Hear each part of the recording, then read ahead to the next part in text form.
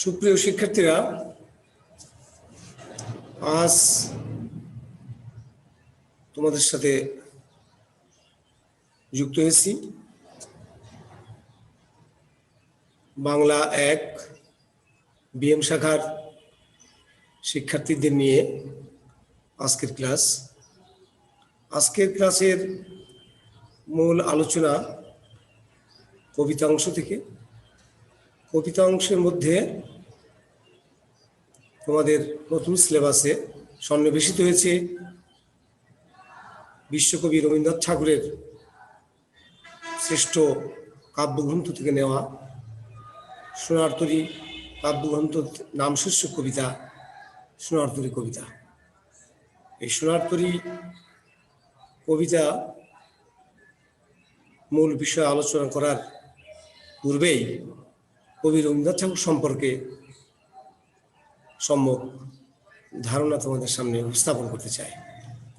প্রিয় শিক্ষার্থীরা, তোমরা জানো রবীন্দ্রনাথ বাংলা সাহিত্যের অন্যতম প্রাণপুরুষ এবং আধুনিক বাংলা সাহিত্যের জনক এবং দিকপাল। 1861 সালে তার জন্ম কলকাতার জোড়াসাঁকো ঠাকুর পরিবারে এবং তার জীবন অবসান হয় 1941 খ্রিস্টাব্দে। তো তার সাহিত্য সাধনার একটি বৃহৎ অংশ বাংলা সাহিত্যের রবীন্দ্র যুগ নামে পরিচিত। বিশেষ করে মানব ধর্মের জয়, সৌন্দর্য তৃষ্ণা, রোমান্টিক এই কবির কবিতার মূল সুর। কবিতা ছাড়াও তিনি ছোট গল্প, প্রবন্ধ, উপন্যাস, নাটক, ভ্রমণ কাহিনী, সঙ্গীত রচয়িতা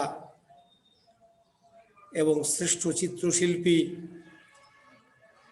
সর্বোপরি তিনি একজন বিশিষ্ট শিক্ষাবিদ এবং মনস্তাত্ত্বিক বিশ্লেষক।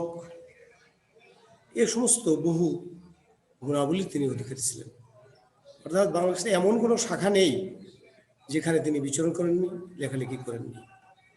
প্রিয় শিক্ষার্থীরা, আমাদের জেনে রাখা দরকার যে রবীন্দ্রনাথ জমিদার পরিবারের সন্তান সুবাদে তিনি প্রাতিষ্ঠানিক লেখাপড়া না করলেও বাড়িতে গৃহশিক্ষকের মাধ্যমে পারিবারিকভাবে তিনি অগাধ জ্ঞানের অর্জন করেছিলেন এবং তার লেখাপড়ার গভীরতা অনেক বেশি ছিল এবং তিনি বিশ্বকবি হিসেবে স্বীকৃতি স্বরূপ 1913 সালে তার গীতাঞ্জলি কাব্য গ্রন্থ রচনা করে তিনি নোবেল বিজয়ী হয়েছিলেন। বাংলা সাহিত্যের এশীয় অঞ্চলের প্রথম নোবেল বিজয়ী হলেন বিশ্বকবি, নন্দিত কবি, শ্রেষ্ঠ কবি কবিগুরু রবীন্দ্রনাথ ঠাকুর। তিনি নোবেল বিজয়ী বাংলা সাহিত্যের গীতাঞ্জলি কাব্যগ্রন্থ লিখে তিনি অর্জন করেন। একটি বিশেষ প্রাপ্তি আমাদের বাংলা সাহিত্যের ক্ষেত্রে। একটি বাংলা সাহিত্যকে তিনি সমৃদ্ধ করেছেন এবং শ্রেষ্ঠত্ব অর্জন করেছেন এবং মাত্র 15 বছর বয়সে তার প্রথম কাব্য বনফুল প্রকাশিত হয়। একটু মনে রাখা দরকার আমাদের। তো এছাড়া তার অসংখ্য কাব্যগ্রন্থ আমরা দেখি। তিনি অনেক কাব্যগ্রন্থ লিখেছেন। বিশেষ করে অন্যতম কাব্যগ্রন্থ যেমন মানসী, সোনার তরী, চিত্রা, খনিকা, বলাকা, পুনশ্চ, জন্মদিনে, শেষ লেখা তার অন্যতম শ্রেষ্ঠ কাব্যগ্রন্থ। এছাড়াও কাব্যনাট্য তিনি রচনা করেছেন, যেমন বিসর্জন ও চিত্রাঙ্গদা, তো ডাকঘর, এরকম নাটক তিনি লিখেছেন এবং কাহিনী কবিতার সংকলন, কথা ও কাহিনী তার ভিন্ন স্বাদের রচনা। তো রবীন্দ্র যুগে তিনি রবীন্দ্র সাহিত্যে তার বিশেষ একটি অবদান ছিল, তার নিজস্ব একটি বলয় ছিল এবং তিনি এই ধারার, রবীন্দ্র ধারার তিনি প্রবর্তক ছিলেন। আসলে রবীন্দ্র সাহিত্যের মূল বৈশিষ্ট্য হলো তিনি মানব ধর্মের জয়, সৌন্দর্য, জ্ঞান পিপাসা, তৃষ্ণা এবং প্রকৃতি প্রেম এবং মনস্তাত্ত্বিক যে বিশ্লেষণ, এই বিষয়গুলো তিনি তার সাহিত্যের মধ্যে আরোপ করেছেন। বিশেষ করে তার ছোট গল্পের মধ্যে স্বল্প অভাবের ভিতর দিয়ে গার্হস্থ্য জীবনের ছোট ছোট চরিত্র নিয়ে যেমন তিনি ছোট গল্প রচনা করেছেন, যা আমাদের পাঠক সমাজকে দারুণভাবে আকৃষ্ট করেছে এবং আবেদন সৃষ্টি করেছে। এবং ছোট গল্প তার সাহিত্যের একটি অন্যতম শাখা এবং সকলের কাছে সমাদৃত হয়েছে। অনুরূপভাবে তার কাব্যগ্রন্থ, বিশেষ করে আজকের আলোচ্য যে বিষয় সেটা হচ্ছে এই সোনার তরী কাব্যগ্রন্থের নাম শীর্ষক কবিতা। দেখতে পাচ্ছ তোমরা, নাম শীর্ষক কবিতা সোনার তরী তার একটি শ্রেষ্ঠ কবিতা এবং সোনার তরী কাব্যগ্রন্থ থেকেই চয়ন করা হয়েছে। তো এই কবিতার যে মূল বিষয়বস্তু সেটা হচ্ছে একটি বাহ্যিক দিক, আরেকটি অন্তর্নিহিত দিক। বাহ্যিক দিক অর্থাৎ স্বাভাবিক অর্থে বা সাধারণ অর্থে আমরা একটি জিনিসকে উপলব্ধি করি বা বুঝি, আরেকটি হচ্ছে তার গূঢ় রহস্য বা অন্তর্নিহিত তাৎপর্য, যেটাকে বোঝায়। বা তিনি এই কবিতার মধ্যে দিয়ে যে বিষয়টি গভীরভাবে বোঝাতে চেয়েছেন বা তার নিজস্ব যে দর্শন, জীবন দর্শন, তা কবি রবীন্দ্রনাথ ঠাকুরের যে গভীর জীবন দর্শন, একটি ভিন্ন জগতের জীবন দর্শন এখানে প্রস্তাবিত হয়েছে বা তিনি প্রকাশ করেছেন এই কবিতার মধ্য দিয়ে। সেটা হচ্ছে একটু অধ্যাত্মবাদ, অর্থাৎ রূপক অর্থে সাধারণ অর্থে একরকম একটি বিষয়বস্তু, আর তার গূঢ় রহস্য বা অন্তর্নিহিত তাৎপর্যের দিক থেকে আমরা দেখেছি এখানে একটি অধ্যাত্ম সত্তার কথা, একটি ভিন্ন সত্তার কথা এখানে উপস্থাপন করেছেন এবং একটি নতুন সৃষ্টির কথা তিনি এখানে তুলে ধরার প্রয়াস করেছেন। তো সোনার তরী কবিতার প্রথম কয়েক লাইন যদি আমরা একটু আবৃত্তি করি বা পাঠ করি, তাহলে একটু প্রাথমিকভাবে আমরা বিষয়টা উপলব্ধি করব। যে গগনে গরজে মেঘ ঘন বরষা, কুলে একা বসে আছি নাহি ভরসা, রাশি রাশি ভাড়া ভাড়া ধান কাটা হলো সারা, ভরা নদী ক্ষুরধারা খর পরশা, কাটিতে কাটিতে ধান এলো কাটিতে কাটিতে ধান এলো বরষা, একখানি ছোট ক্ষেত আমি একলা, চারিদিকে বাঁকা জল করেছে খেলা, পরপারে দেখি আঁকা তরু ছায়া মশি মাখা, গ্রামখানি মেঘে ঢাকা প্রভাত বেলা, এ পাড়াতে ছোট ক্ষেত আমি একলা,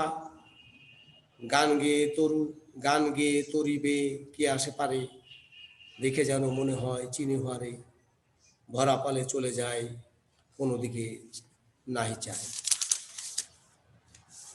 ঢেউগুলি নিরুপায় ভাঙে দুধারে, দেখে যেন মনে হয় চিনি হারে, ওগো তুমি কোথা যাও কোন বিদেশে, বারেক ফেরাও তরি কুলেতে এসে, যেও যেথা যেতে চাও যারে খুশি তারে দাও, শুধু তুমি নিয়ে যাও ক্ষণিক হেসে, আমার সোনার ধান কুলেতে এসে, যত চাও তত লও তরণী পরে, আর আছে আর নাই দিয়েছি ভরে, এতকাল নদী কূলে যাহা লয়েছিনু ভুলে, সকলে দিলাম তুলে থরে বিথরে, এখন আমারে দহ করুণা।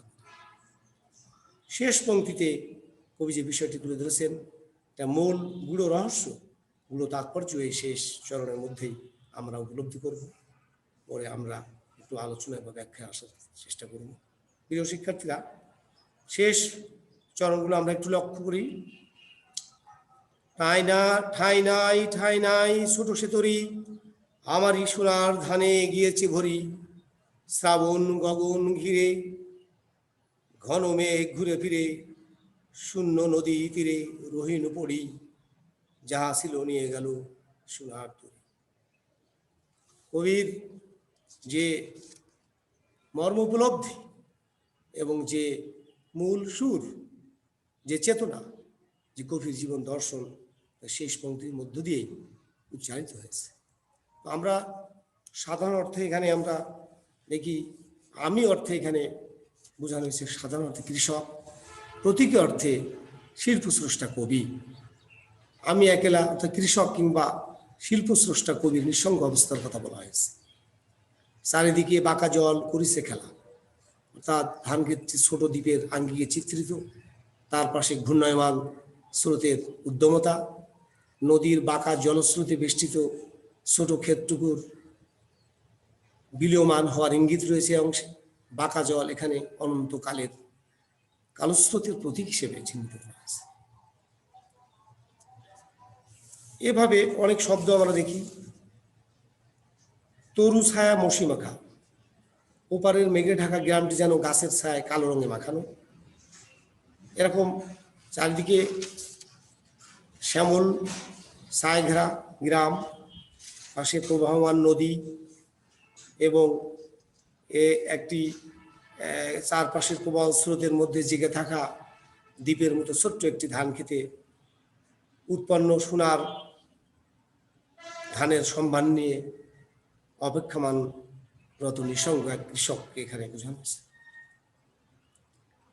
প্রতীকী অর্থে কৃষককে এখানে সৃষ্টি করা হয়েছে, কবির নিজস্ব সৃষ্টি। আকাশের ঘন মেঘ আর ভারী বর্ষণে পাশের খরস্রোতা নদী হয়ে উঠেছে আরো হিংস্র, আরো উত্তাল। চারদিকে বাঁকা জল কৃষকের মনে সৃষ্টি করেছে ঘন ঘোর আশঙ্কা। এরকম এক পরিস্থিতিতে, সংকটময় পরিস্থিতিতে, বিরূপ প্রকৃতিতে ওই খরস্রোতার নদীতে একটি ভরা পাল সোনার নৌকা নিয়ে বেয়ে আসা এক মাঝিকে দেখা যায়। উৎকণ্ঠিত কৃষক নৌকা কুলে ভিড়িয়ে তার উৎপাদিত সোনার ধান নিয়ে যাওয়ার জন্য মাঝিকে সকাতরে বিনীতভাবে মিনতি জানালে ওই সোনার ধানের সম্ভার, রাশি রাশি ভাড়া ভাড়া ধান, কবিতার অংশে আমরা দেখলাম। এই রাশি রাশি স্তূপীকৃত সোনার ধানের সম্ভার নৌকায় তুলে নিয়ে মাঝি চলে যায়। ছোট্ট নৌকা বলে সেখানে স্থান সংকুলন হয় না কৃষকের। শূন্য নদীর তীরে এই আশাহত কৃষকের একা পড়ে থাকতে হয় এবং তার বেদন নিয়ে গুমড়ে পড়ে। এই কবিতায় কবি নিবিড়ভাবে মিশে আছে কবির গভীর জীবন দর্শন। এখানে মহাকালের কথা বলা হয়েছে। মহাকালের স্রোতে জীবন যৌবন সব ভেসে যায়, একাকার হয়ে যায়, একদিন বিলীন হয়ে যায়। সৃষ্টি আছে, তার ধ্বংস আছে, কিন্তু বেঁচে থাকে মানুষের সৃষ্ট সোনার ফসল, অর্থাৎ মানুষের জীবনের অর্জিত সবচেয়ে ভালো দিকটি, অর্থাৎ সৃষ্ট তার কৃতকর্ম এবং তার অর্জন, যেটাকে অ্যাচিভমেন্ট আমরা বলি, সেই কৃষকের প্রতীকী অর্থে কৃষকের সৃষ্ট সোনার ফসলকে এখানে বোঝানো হয়েছে স্বাভাবিক অর্থে। এবং অপরদিকে অর্থাৎ ভালো জিনিসটি, অর্থাৎ সৃষ্ট শিল্প স্রষ্টা রবীন্দ্রনাথ এখানে তার অর্জিত এই সোনার ফসলটি মাঝি রূপী যে স্রষ্টা তিনি এটাকে গ্রহণ করছেন, কিন্তু অন্য কাউকে আর এখানে স্থান হচ্ছে না, কাউকে গ্রহণ করা হচ্ছে না। অর্থাৎ ব্যক্তিসত্ত্ব ও শারীরিক অস্তিত্বকে নিশ্চিতভাবে হতে হয় মহাকালের নিষ্ঠুর কালো গ্রাসের শিকার। অর্থাৎ এখানে ব্যক্তি সত্তা বড় নয়, এখানে সুন্দর সৃষ্টি এবং অর্জিত সম্পদ, যেটাকে সোনার ফসল বলে অভিহিত করা হয়েছে, সোনার ধান, অর্থাৎ এখানে কৃতকর্ম, কৃষকের অর্জিত সম্পদের যে বর্ণনা এবং সেটাকে গ্রহণ করা হয়েছে এবং মাঝি সেটাকে নিয়ে চলে গেছেন। কিন্তু কৃষক মাঝখানে নদীর পরিশেষে তার জায়গা হয়নি, নৌকায় এতটুকু স্থান হয়নি যাওয়ার। এই জন্য কবি শেষ পংক্তিতে এই কথাটি বারবার বলেছেন, ঠাঁই নাই ছোট তরি, আমারই সোনার ধানে গিয়েছে ভরি, শ্রাবণ গগন ঘিরে ঘন মেঘ ঘুরে ফিরে, শূন্য নদীর তীরে রহিনে পড়ি, যা ছিল নিয়ে গেল সোনার তরি। এটাই মূলত কবিতার মূল সুর, প্রতিপাদ্য বিষয়। এবং এখানে আমাদের রূপক প্রতীকী অর্থে এক সাধারণ অর্থ, অন্তর্নিহিত অর্থে শিল্প স্রষ্টা কবি তার কৃষকের সোনার ফসলের কথা এখানে বলেছেন, অর্জিত সম্পদের কথা বলেছেন, ভালো দিকের কথা উপস্থাপন করেছেন। তো আমাদেরকে এই রবীন্দ্রনাথ ঠাকুরের যে গভীর জীবন দর্শন কবিতার মধ্য দিয়ে প্রতিষ্ঠিত হয়েছে, সেই দিকটি আমাদের এখান থেকে গ্রহণ করতে হবে এবং সৃষ্টি জগতের মধ্যেই আমাদের ব্যক্তির সত্তাকে বাঁচিয়ে রাখতে হবে। মানুষ মরে যায় কিন্তু বেঁচে থাকে তার কৃতকর্ম, এবং কৃতকর্মের কারণেই তার অস্তিত্ব টিকে থাকে, তাকে স্মরণ করা হয়। এটাই হচ্ছে মানব জীবনের অস্তিত্ববাদ, স্বকীয়তা। তো কবির গভীর জীবন দর্শন সোনারতরী কবিতার মধ্য দিয়ে প্রতিফলিত হয়েছে এবং গোটা কাব্যের মধ্যেই তার এই জীবন দর্শন এখানে উপস্থাপিত হয়েছে। তো আমরা এই কবিতাটা বাসায় বসে, বিশেষ করে তোমরা নিজেরা চরণগুলো ভালো করে পড়বে এবং প্রতিটি শব্দের অর্থ এবং টিকা টিপ্পনী এগুলো নিজেরা বিচার বিশ্লেষণ করে পড়ে অন্তর দিয়ে আত্মস্থ করবে, উপলব্ধি করবে এবং উপলব্ধির মধ্য দিয়েই একটি নিগূঢ় তত্ত্ব এখানে খুঁজে পাওয়া সম্ভব, যা আমাদের জন্য শিক্ষণীয় বিষয় হবে এবং পাঠ উপযোগী করে পড়াশোনা করতে হবে, হৃদয়ঙ্গম করতে হবে, অধ্যয়ন করতে হবে। কবিতার মূল সুর, বিষয়বস্তু বা থিম, এটা আমাদেরকে বুঝতে হবে এবং জেনে বুঝে এর মূল যে থিম বা আইডিয়া, এটা আমাদের অর্জন করতে হবে। তো আজকে এই পর্যন্তই থাক। আগামী দিনে আমরা এই বিষয় নিয়ে, রবীন্দ্রনাথ ঠাকুরের বিষয় নিয়ে আবার আমরা কথা বলবো।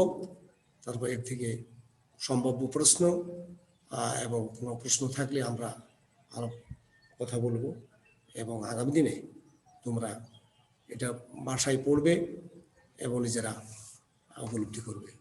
এই প্রত্যাশা রেখেই এখানে শেষ করছি। ধন্যবাদ সবাইকে।